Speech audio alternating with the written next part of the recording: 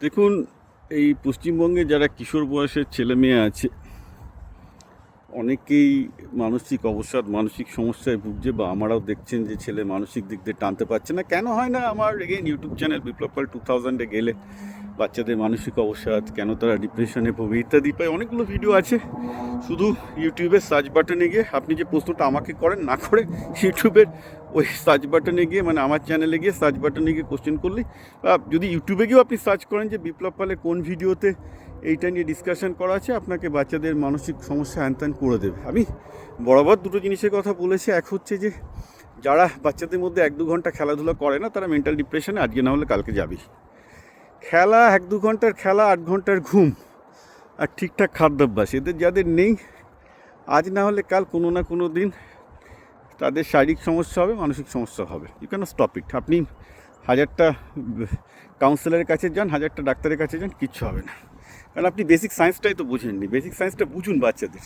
সেই জন্যই বলছি, এই বাচ্চাদের এই বেসিক সায়েন্সগুলো নিয়ে আমার চ্যানেল বিপ্লব পাল 2000-এ এই প্রশ্নগুলো করুন যে বাচ্চাদের কেন মানসিক সমস্যা হয়, বা বাচ্চাদের কেন এই ফিজিক্যাল প্রবলেমগুলো আসে। ঠিক আছে, স্পেসিফিক কিছু প্রবলেম হতে পারে যেখানে ডাক্তার দেখাতে হতে পারে, বাট ফর মোস্ট পার্ট যেগুলো হচ্ছে ফিজিক্যাল এক্সারসাইজ না করা, 8-10টা টিউশনি করা, হ্যাঁ, এবং যথেষ্ট এক্সারসাইজ করার সাথে সাথে পাশাপাশি যে নাটক বা অন্যান্য নাটক সাহিত্য যে চর্চাগুলো করার অভ্যাস নেই, এসব কারণে হচ্ছে আর কি। সোজাসুজি আমি কাইন্ডলি রিকোয়েস্ট করবো আমার চ্যানেলে গিয়ে এগুলোর ভিডিওগুলো দেখুন, জানুন। আমাকে প্রশ্ন করার আগে ইউটিউবে সার্চ বাটনে গিয়ে বলুন যে বিপ্লব পাল এই টপিক্সের উপর কী বলেছে। আমি এত ভিডিও করেছি, প্রায় 2000-এর বেশি ভিডিও করেছি।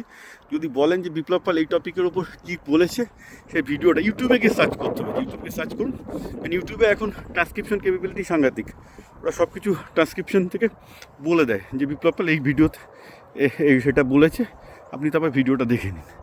না হলে যেটা হবে, আপনি টাকা খরচ করবেন, ছেলেটার অবস্থা বা মেয়েটার অবস্থা দিনকে দিন আরও খারাপ হতে থাকবে, কিছু হবে না। আগে নিজে বিজ্ঞানটা জানুন যে কেন এমন হচ্ছে। বিজ্ঞানটা না জানলে ডাক্তারের কাছে গিয়েও কিন্তু কিছু হবে না। ডাক্তারের কাছে হয়তো লাস্ট পর্যন্ত যেতে হতেও পারে, কিন্তু ম্যাক্সিমাম কেসে যদি আপনার ছেলে মেয়ে একটু এক্সারসাইজ করতো, ঘুমাতো, খাওয়া ঠিক করে করতো, 99% কেসে ছেলেটার কোনো প্রবলেম হওয়া উচিত না। আর যদি প্রবলেম যদি হয়ও, হয়তো প্রেমিকার সাথে বিচ্ছেদ হয়ে গেছে, রেজাল্ট বাজি হয়েছে, যখন তার মনটা খারাপ হয়, এই যে মানুষের মন খারাপ হয়, এই বেদনার গভীরে যেতে হবে। যেখানে মনটা খারাপ হচ্ছে, কেন খারাপ হচ্ছে সেটা বুঝতে হবে। মানুষের মন যখন আনন্দিত হয়, কেন আনন্দিত হচ্ছে সেটাও কিন্তু মনের গভীরে গিয়ে বুঝতে হবে। আর এই যে নিজের অন্তরের উৎসস্থল, যেখান থেকে দুঃখ উঠে আসে, যেখান থেকে আনন্দ উঠে আসে, একই জায়গা থেকে উঠে আসে, এটাকে যে টাচ করা, এটাও কিন্তু জীবনে শেখা দরকার। সুতরাং এটাকে নেগেটিভ নিয়ে নেওয়ার কোনো কারণ নেই। ফার্স্ট ফিজিক্যাল এক্সারসাইজ করে আর নাটক গান বাজনা করে যতটা সম্ভব সুস্থ থাকতে হবে, ঘুমিয়ে খেয়ে দিয়ে ঠিক করে। আর সেকেন্ড হচ্ছে, যদিও তারপরে দুঃখ আসে জীবনে, বেদনা আসে, আশাহত হয়, যে বেদনাগুলো উঠে আসে সেই বেদনাটাকে টাচ করতে হবে। যে আনন্দ উঠে আসবে মনে, সেই আনন্দটাকে টাচ করতে হবে।